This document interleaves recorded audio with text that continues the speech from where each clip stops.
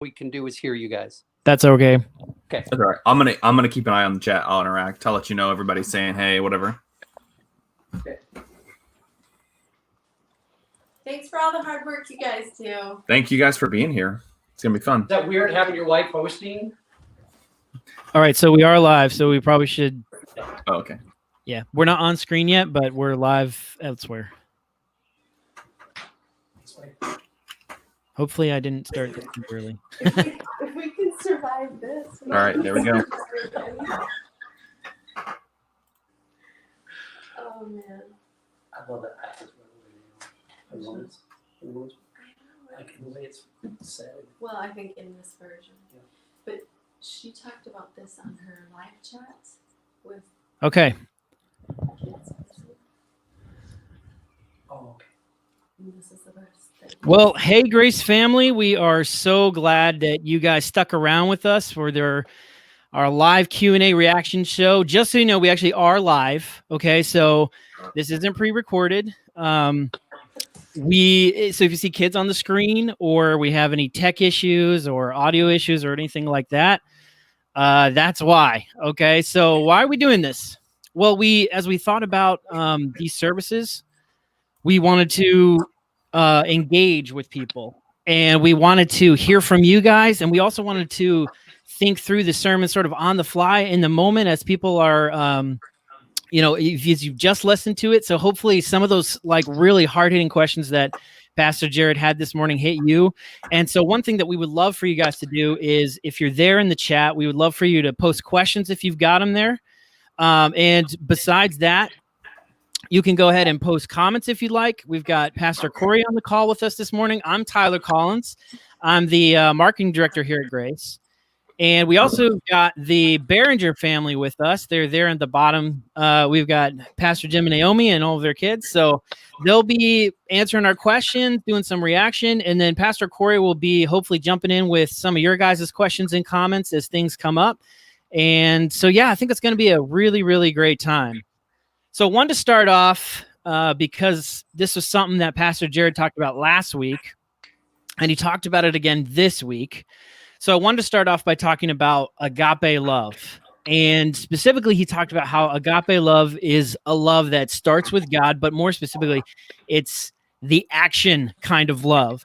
So I'd love to hear from you guys, Behringer family. Anybody can answer this, or maybe all of you guys. How do you see agape love in your family, or maybe even some struggles maybe that you have with agape love in your family? Love to hear from you guys.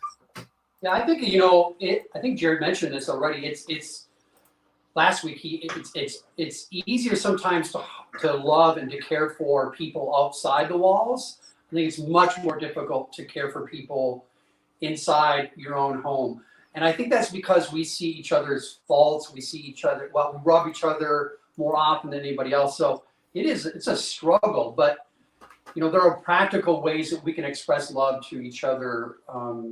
I think for a while we were trying to pretend like we were strangers to each other, because I think the more familiar you are with people, the more common courtesy doesn't extend to them. Mm-hmm. So the more you can think about the people you say you love the most, treating them like you would a coworker, treating them like you would someone that you work with, and just having those common courtesies come out instead of letting all the ugliness hang out. Yeah.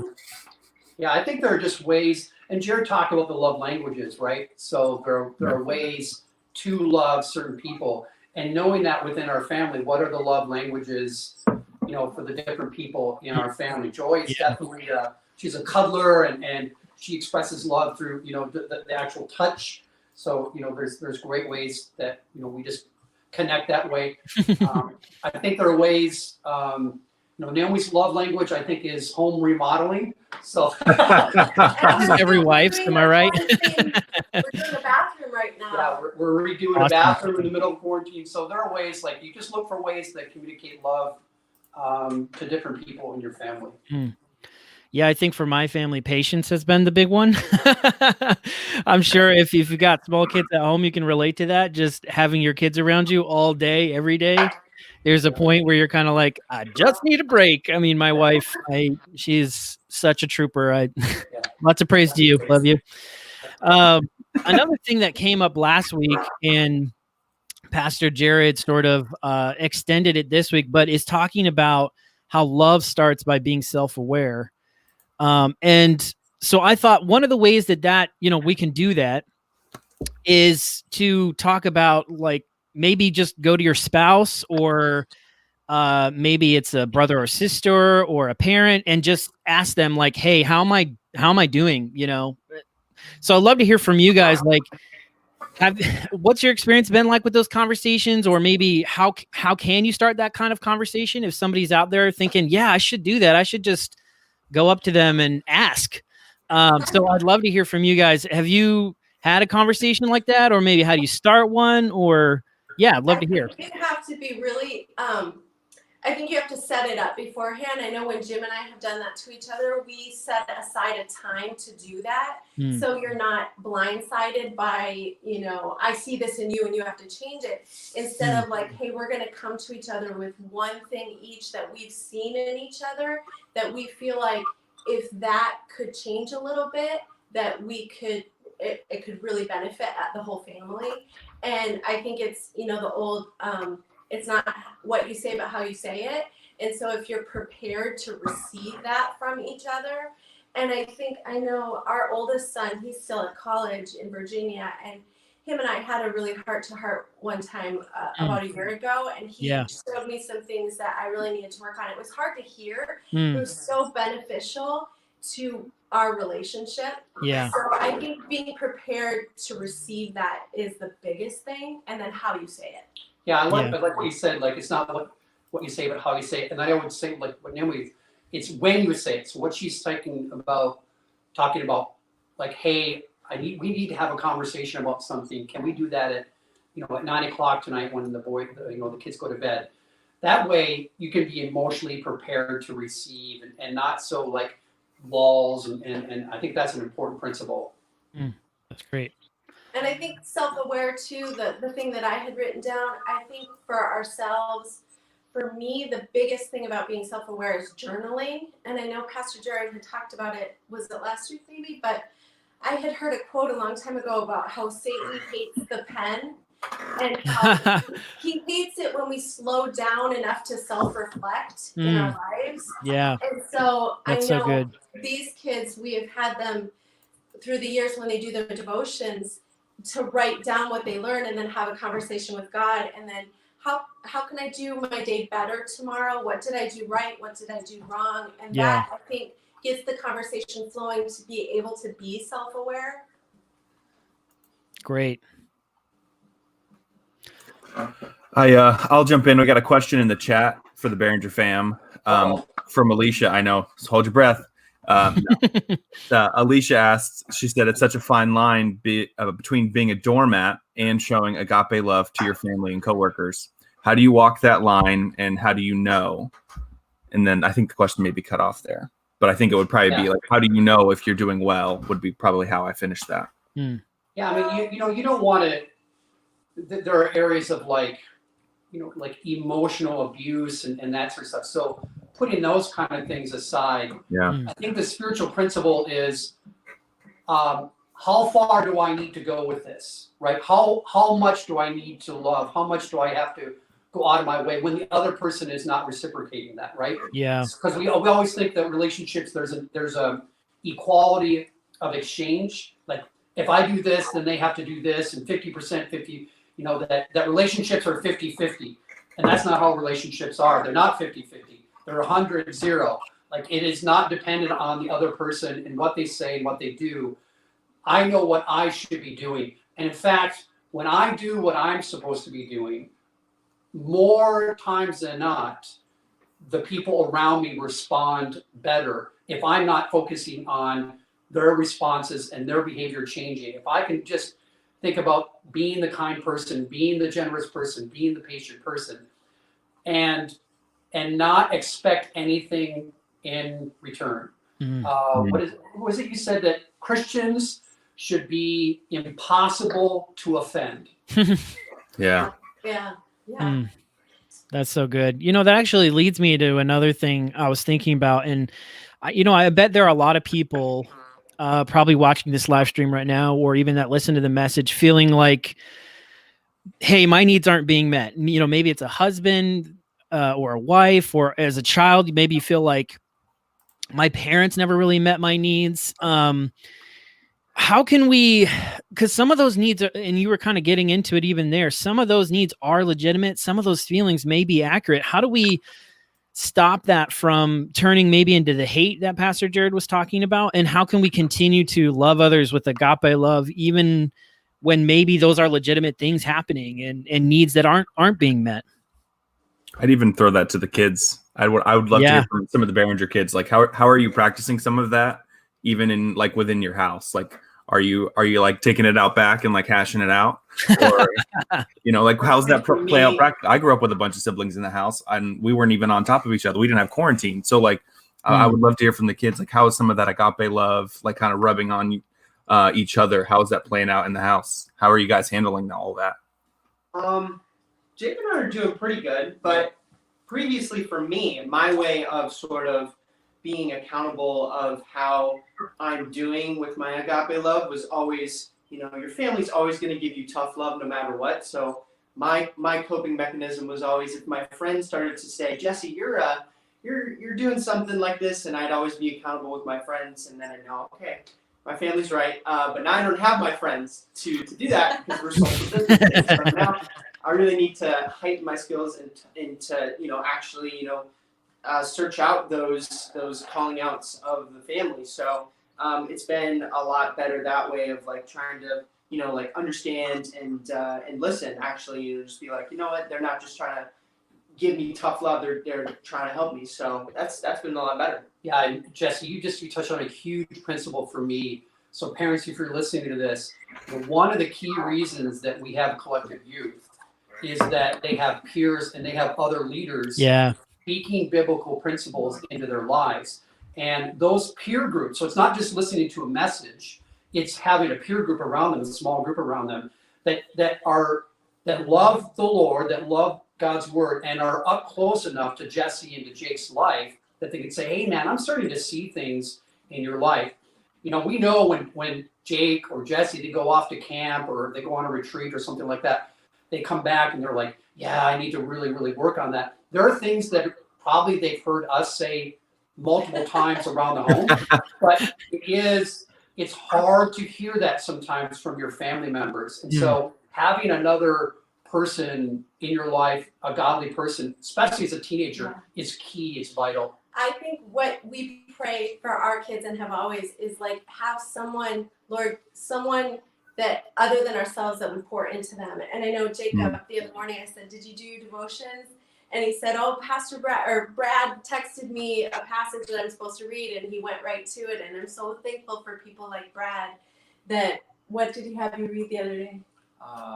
Philippians 3. Yeah, Philippians 3. And then Joy had a Zoom call with Grace Kids with her leader, and they talked about Philippians 3 as well. So, Philippians 2? Was it Philippians 2? Yes. Okay. Philippians 2. What did it say? She had it open and you closed it. Oh, no. But I think to your point, I think it may be time for us to have a family meeting. We're into this quarantine now where we've had those before where we just kind of hash it out and say, okay, let's bring to the light some things that maybe we all need to work on as a family. Yeah. Yep. That's great. And I love that idea of setting that time up ahead of time so everybody kind of knows what to expect. I definitely know when, you know, my wife and I do this, going into that, knowing, hey, this is going to be like, we're going to be honest with each other. And more than likely, I've been doing some stuff wrong that I didn't even notice. So it helps me to not be so prideful and, you know, like I'm kind of ready for that feedback, you know, if I know it's coming. So I love that. I love that so much. Oh, we got one more question in the chat for you. It's from Pastor Brandon Collins. He said, and we'll probably wrap up with this one, right, Tyler? We're about done. That sounds good. So we'll kind of finish up. So maybe if you guys all have thoughts, and then any closing thoughts you guys have after you answer the question. But It says, what if you're not getting that tough love enough? Or what if you're scared of being the one to give that tough love? So I think this was kind of harking back to something we were talking about earlier, was like, I think it was Jesse was talking about some of that tough love and from friends and people like that. So what if you're not getting that tough love? And what if you're scared of being the one to give the tough love? Yeah, I mean, I think as a leader, one of the things that I really lose sleep about is having blind sides, and not knowing areas of my life. So you have to view the feedback that you're getting as a good thing, as God's grace for you. And that's one of the things I so respect about Pastor Jared, is that he not only receives feedback well, he goes out looking for it. He asks people, hey, what did you think about this? And seeks out that kind of positive feedback. The hugs, when we say we love people enough to tell them the truth, that is such a key thing. And when we say we, that's a plural, Grace Community Church. That means every individual, we have to love people enough to tell them the truth. And that's us each taking responsibility for each other. Yeah, you got to check your motivation, why you're talking to this person, why you're going to this person, and truly, is it for their benefit that I'm having this conversation? But I think we all have to take ownership of that. So yes, it's terrifying. I don't enjoy hard conversations. I don't enjoy receiving them. I don't like wake up in the morning going, oh man, I got 10 great hard conversations today. But what motivates me out of those is, one, I don't want to have blind spots personally, so I don't want to be that fool. And then two, love for others. I love people enough to tell them the truth. And if you're receiving that, if you're getting that, I hope you're hearing that the person, like knowing that it's hard for them to be saying the things that they're saying, and then receive it as a grace of God to hear that. And I think in this time of quarantine, I think just the more grace upon grace upon grace that we can give one another. I love how Pastor Jared said in the sermon, make excuses for others like you do for yourself. Yeah, yes, definitely. Seek to understand where they're coming from. Like the old, if you could walk in someone's shoes, then you would understand, And so I think we all have to do that. We all have to give grace and understanding to one another, because we're in tight corners. and also give each other some alone time. I know Jim always like, do you need to go for a drive? Yeah. Mom sanity check. Like I would, if I needed alone time, I'd go in my room, I'd go in my bed. Yeah. That's usually my private place. She has some nice. She does, yeah. I also think that one of the best things you could do if you're not getting that feedback is probably people are afraid to approach you. So kind of what you're piggybacking off of what you were saying is that is what I would do is just go and seek out and open the door for someone. Chances are if you seek out that criticism or anything like that, people are going to respond in probably a more loving way. It's like, oh, of course, yeah, I can totally help you out. Probably people have something that they can help you with, and if not, they'll definitely think of some. I can guarantee, because if someone came to me, I'd be like, yeah, I'll help you out with that. Yeah, I'll tell you your problems all day long, man. How much time you got? I'll think of something, So I think that just making it less awkward and making it less passive is the best thing you can do, is just open those doors. That is really great stuff. Thank you so much, Behringer family. It was such a joy to have every single one of you on. Really, really great stuff to think about. And thank you, Grace family. If you're still hanging around with us, we appreciate you sticking around. And we will see you guys in the next service. Bye, guys. Bye, Grace.